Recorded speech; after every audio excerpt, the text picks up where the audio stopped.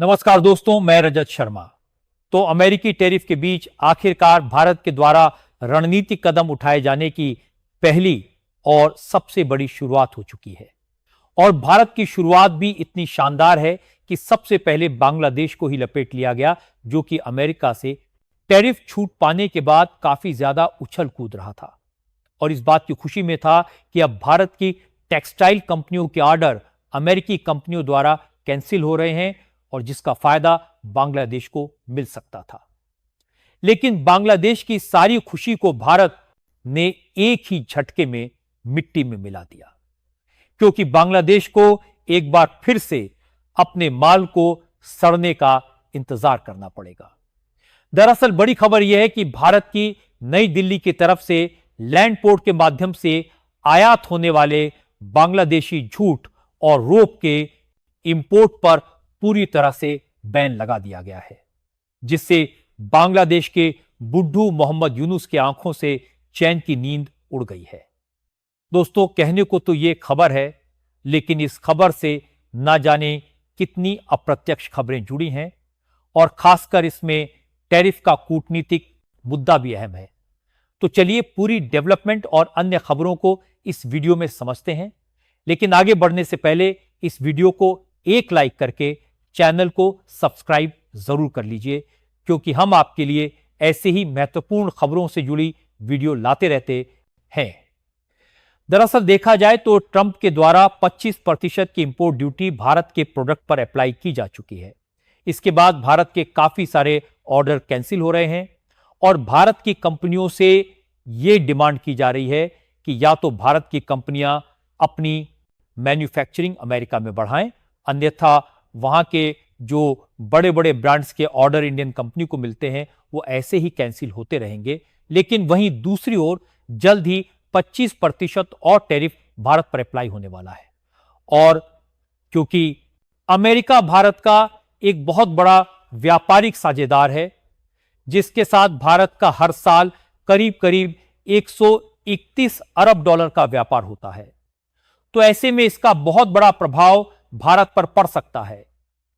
इसीलिए भारत अभी से ही उन सभी तैयारी में जुट चुका है कि आखिरकार अमेरिका के द्वारा लगाई गई इंपोर्ट ड्यूटी का सामना करके हमें अपनी इकोनॉमी को कैसे सेफ रखना है और कैसे अमेरिका को उनकी टैरिफ का मुंहतोड़ जवाब देना है।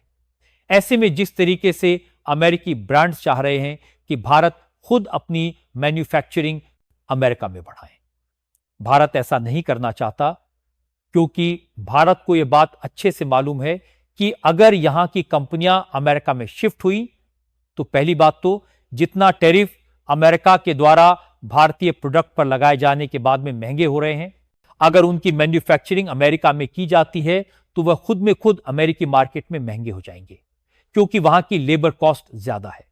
इसलिए मैन्युफैक्चरिंग ज्यादा बढ़ने से प्रोडक्ट की सेलिंग प्राइस बढ़ जाएगी।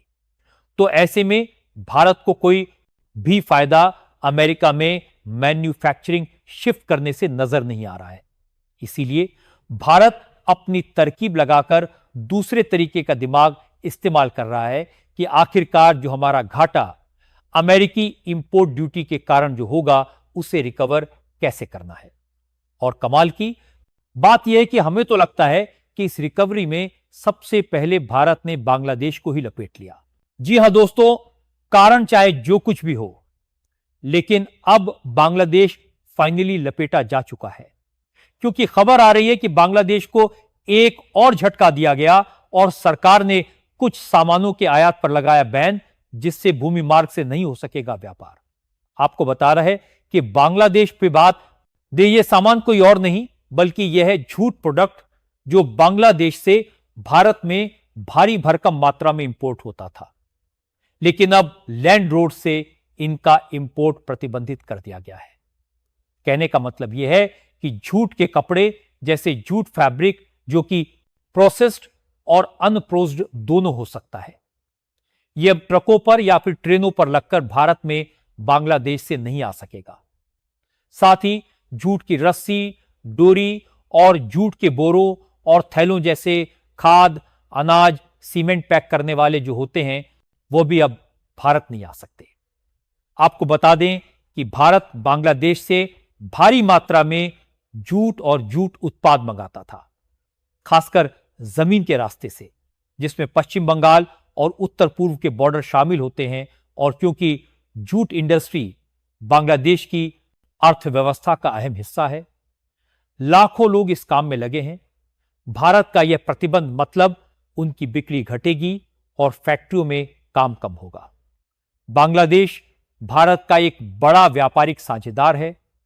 वो अलग बात है कि फिलहाल के साल में दोनों देशों के बीच तनाव बढ़ने से व्यापार कम हो गया। लेकिन साल 2024 के आंकड़ों को देखा जाए तो उस समय भारत का एक्सपोर्ट $9 बिलियन हुआ करता था, और वहीं बांग्लादेश द्वारा भारत में एक्सपोर्ट $1.5 बिलियन था। और पिछले कुछ महीने में बांग्लादेश की हरकतों का जवाब भारत ने बहुत ही अच्छे तरीके से दे दिया है, जिसमें ट्रांसशिपमेंट सुविधा बंद करना भी शामिल है। लेकिन अब जवाब जब झूठ की रणनीति से दिया गया है तो यह भी समझ लेते हैं कि आखिरकार बांग्लादेश के लिए कितना बड़ा झटका है। और इसका अंदाजा आप इस बात से लगा सकते हैं कि भारत ने इस साल कुल लगभग $266 मिलियन का जूट के रॉ फाइबर और एलाइड प्रोडक्ट्स इंपोर्ट किया, जिसमें बांग्लादेश की हिस्सेदारी करीब 77.9% थी। और बांग्लादेश का टोटल जूट प्रोडक्ट्स का एक्सपोर्ट देखा जाए तो करीब $855 मिलियन का ही निर्यात उनके द्वारा हर साल किया जाता है, जिसमें से अकेले भारत 266 मिलियन का जूट ले रहा था। तो ऐसे में बांग्लादेश के लिए एक बहुत बड़ा सवाल खड़ा हो गया है कि आखिरकार इसकी भरपाई बांग्लादेश कैसे करेगा। हालांकि ऐसा भी नहीं है कि भारत ने पूरी तरीके से बांग्लादेश की जूट प्रोडक्ट पर बैन लगाया, बल्कि लैंड पोर्ट के माध्यम से आने वाली जूट पर बैन लगा है, जबकि भारत में इसका इंपोर्ट जरूर कम हो जाएगा, जिससे बांग्लादेश को नुकसान होगा। लेकिन बताया जाता है रहा है कि केवल नावा सेवा पोर्ट से इंपोर्ट होने की अनुमति भारत ने दिया है, जो समुद्री मार्ग से गुजरता है, जिससे बांग्लादेशी व्यापारियों को भारत में भेजना काफी महंगा पड़ेगा, जिससे ऑटोमेटिकली इसकी डिमांड भारत में कम हो जाएगी। भारत में केवल इसी पोर्ट से इंपोर्ट को इसलिए जारी रखा क्योंकि भारत का डर था कि बांग्लादेश अपने जूट उत्पादों को किसी तीसरे देश होते हुए भेज सकता है, जिससे सीमा शुल्क या क्वालिटी चेक से बचा जा सके। यही नहीं, बल्कि भारत का मानना है कि बांग्लादेश सरकार कुछ जूट उत्पादों पर सब्सिडी देती रही है, जिससे वे बहुत सस्ते दामों पर भारत में आ रहे हैं। भारत ने पहले एंटी डंपिंग ड्यूटी लगाई थी, लेकिन यह लागू होने में कई व्यापारिक फ्रॉडेंट तरीकों से बच जाते रहे, जैसे तकनीकी छूट, गलत दस्तावेजीकरण और अन्य तरीके, जिससे घरेलू किसानों को नुकसान हुआ और बांग्लादेश से सस्ते उत्पाद आने से भारत में जूट की कीमतें मिनिमम सपोर्ट प्राइस यानी एमएसपी से नीचे चली गई, जिससे कई मिलें बंद हो गईं और भुगतान बकाया बढ़ गए। इससे पश्चिम बंगाल, बिहार जैसे राज्यों में लाखों लोगों की रोजगार और आजीविका खतरे में है। यानी भारत ने एक बढ़िया सा कारण देते हुए बांग्लादेश के जूट प्रोडक्ट को आने से रोक दिया, जिससे भारत खुद इसका एक्सपोर्ट करके कमाई करेगा। यानी बांग्लादेश को केवल अमेरिकी टैरिफ से छूट मिली और केवल 20% की ही टैरिफ लगा, लेकिन इसी टैरिफ लिस्ट को लेकर बांग्लादेश देखता रहे और लॉलीपॉप की तरह चूसता रहे, जबकि अपने सामान कुछ सड़ता हुआ देखे, और इधर भारत दूसरी ओर 50% लगने के बावजूद अपनी इकॉनमी को संभालने और एक्सपोर्ट बढ़ाने के लिए हर एक जरूरी कदम उठा रहा है। और यही नहीं, बल्कि अब तो ऊंट पहाड़ के नीचे भी आ चुका है, क्योंकि खबर आ रही है कि भारत में अब अमेरिकी प्रोडक्ट और उनकी कंपनीज का बॉयकॉट भी शुरू हो चुका है। बाकी आपको क्या लगता है कि अमेरिकन प्रोडक्ट को बॉयकॉट करना चाहिए या नहीं? अपनी राय कमेंट में जरूर बताएं और इस वीडियो को एक लाइक करके अपने मित्रों तक शेयर जरूर करें, ताकि उन्हें भी जानकारी मिल सके। इसी तरह और भी नॉलेजेबल वीडियो देखने के लिए चैनल को सब्सक्राइब करके बेल आइकन को ऑल पर जरूर सेलेक्ट करें। जय श्री राम।